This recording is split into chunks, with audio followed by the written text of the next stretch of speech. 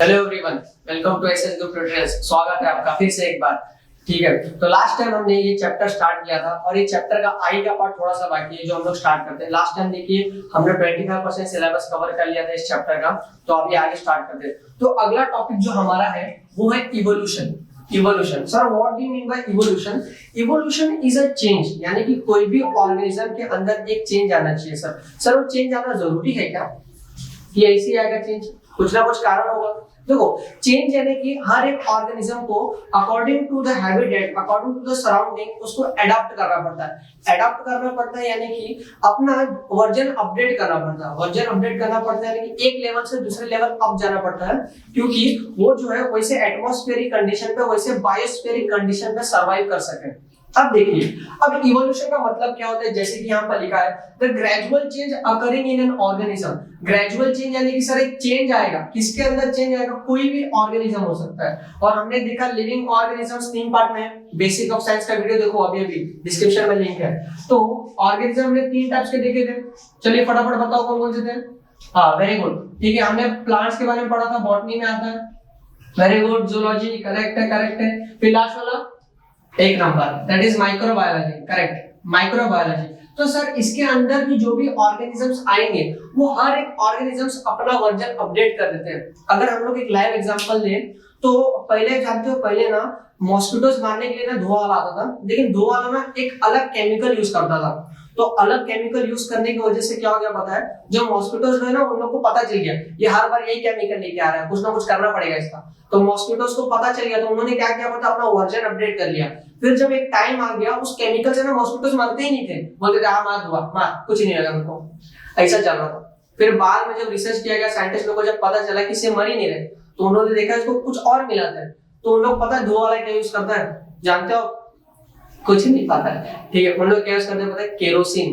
Kerosene यानी कि rocket, उसका इस्तेमाल करते हैं जिससे वो मर जाता है। तो यहाँ पर कहने का मतलब ये था, जो मच्छर था, जो मॉस्किटो था, उसने अपना वर्जन अपडेट किया।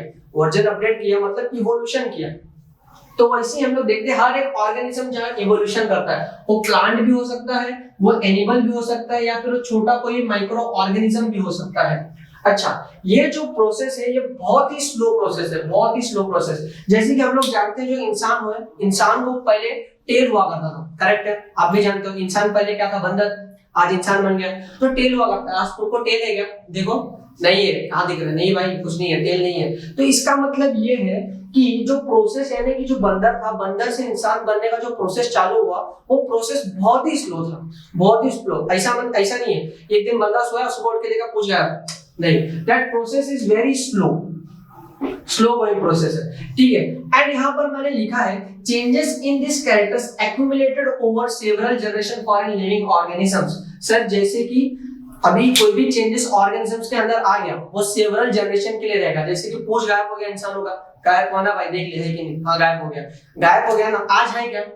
आने वाली पीढ़ी को पूछ आ रहा है क्या? उसके आने वाली पीढ़ी को नहीं, उसके आने वाली पीढ़ी को नहीं। इसका मतलब सर वो एक जनरेशन में चला गया तो चला ही गया, और आने वाली जनरेशन को आता नहीं। यानी कि जो टेल था, टेल पहले सपोज 1 मीटर, सपोज 1 फीट का हुआ करता था, फिर 1 फीट से धीरे धीरे धीरे छोटा होने लगा, फिर आया 10 सेंटीमीटर का हो गया, सपोज इतना सा। फिर एक टाइम आ गया इतना सा टेल, फिर एक टाइम आ गया टेल ही गायब हो गया। फिर अभी हमारे बॉडी में ना बोन है, टेल बोन है, टेल बोन है। ये आगे पढ़ेंगे, आगे पता चलेगा, बने रहो वीडियो में। अब देखो, तो सर जो अर्थ है, अर्थ के ऊपर लाइफ 350 करोड़ साल पहले आई थी, या फिर हम लोग इंग्लिश में बोल सकते हैं 3.5 बिलियन ईयर्स अगो। अभी ऑर्गेनिजम्स, सर ऑर्गेनिज्म जो क्लासिफाइड होता है ना, 2 मेन टाइप्स के होते हैं। 2 मेन टाइप्स कौन कौन से? सर एक होता है यूनिसेलुलर, एक होता है मल्टी सेलुलर। अच्छा, यूनि, स्कूल में जब मैं गया तो देखा हर एक का यूनिफॉर्म सेम है। तो यूनिफॉर्म का, यूनि का मतलब होता है सिमिलर, ठीक है। सिमिलर यानी कि वहां पर मैंने ये देखा कि हर एक ऑर्गेनिज्म का कपड़ा एक जैसा है, तो उसको हम लोग बोलते हैं यूनि, ठीक है। तो यहाँ पर मैं लिखूंगा सिंगल टाइप ऑफ सेल। तो ये ऑर्गेनिज्म में सिंगल टाइप ऑफ सेल होता है। अभी यहाँ पर मैंने लिखा है मल्टी, अपना परिवार है मल्टी कलर। मल्टी कलर यानी कि मेनी, एक से ज्यादा, अगर कोई भी चीज एक से ज्यादा उसका मतलब क्या है, वो ज्यादा है, तो उसको हम लोग बोलते हैं मेनी सेल्स। यानी कि ये ऑर्गेनिज्म जो होते हैं इसके अंदर एक टाइप के सेल्स नहीं होते, इसके अंदर बहुत सारे टाइप के सेल्स होते हैं। So we are multicellular organisms, हमारे अंदर अलग अलग टाइप के सेल्स प्रेजेंट है, इसीलिए हम लोग को मल्टी सेलुलर ऑर्गेनिजम्स कहा जाता है। अब हम लोग ऑर्गेनिज्म से बात करते हैं, तो देखो एक अमीबा जो एकदम छोटा अमीबा, अमीबा देखा है क्या दिखाई देता है, ये ऐसा दिखता है अमीबा। तो एक अमीबा से लेके सर एक बड़ा जाइंट व्हेल तक, है ना, यानी कि एक छोटा सा अमीबा से लेके एक बड़ा जाइंट व्हेल तक हमारे अर्थ पे प्रेजेंट है। अब उसी के साथ साथ जब हम लोग प्लांट्स के बारे में बात करते हैं तो स्मॉल प्लांट्स लाइक क्लोरेला, उसी के सबसे बड़ा सा जाइंट बनियन ट्री प्रेजेंट है हमारे इस अर्थ में।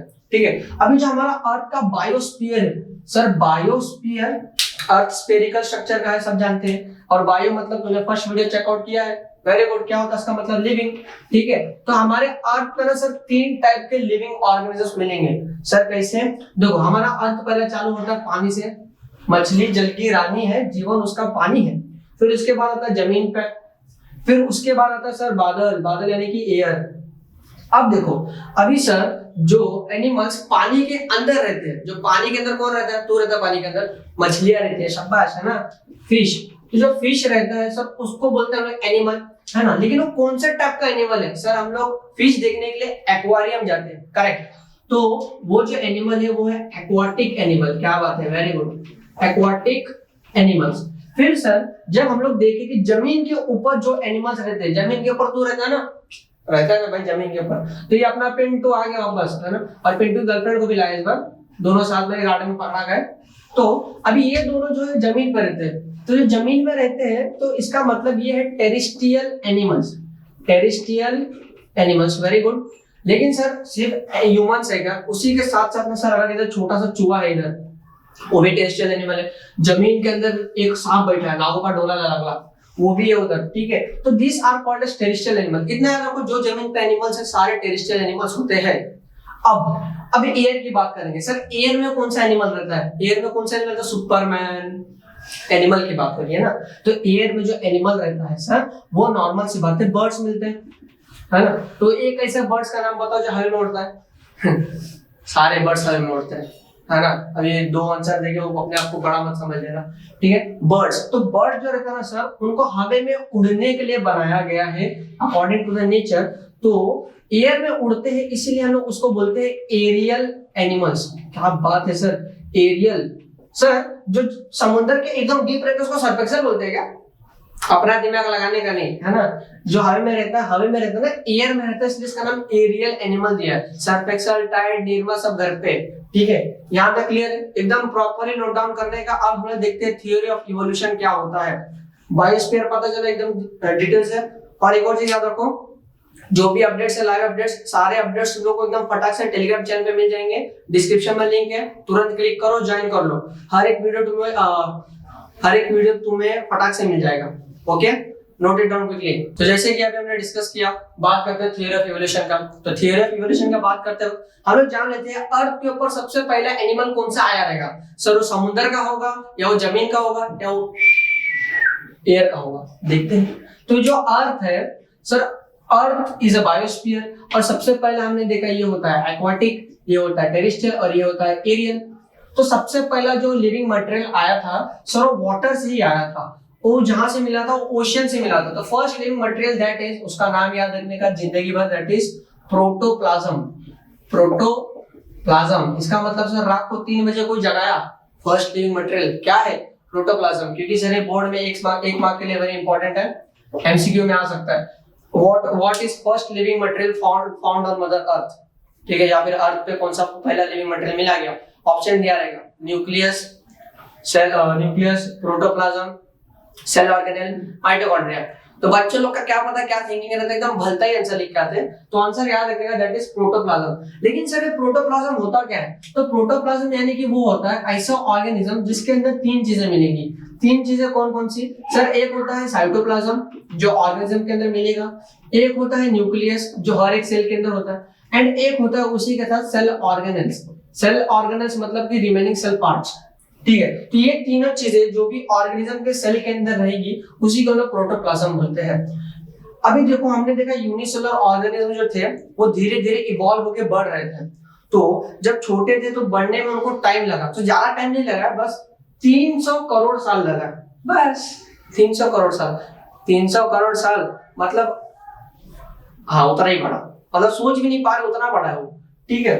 अब इससे हमें ये पता चल रहा है कि हम लोग कहीं ना कहीं हमारे पूर्वज यानी कि हम लोग इवॉल्व हुए हैं तो हमारे एंसेस्टर से इवॉल्व हुए हैं। एंसेस्टर यानी कि पूर्वज, जैसे कि पूर्वज की बात करें तो अभी राहुल गांधी के पूर्वज कौन है? इंदिरा गांधी, उनके पिताजी राजीव गांधी, ऐसे बहुत सारे, महात्मा गांधी पीछे, महात्मा गांधी परिवार में नहीं आता, वो अलग परिवार में, लेकिन एक एग्जांपल दे रहा हूं मैं कि पूर्वज जो है पूरा पूर्वज पूरा बैक में रहेगा।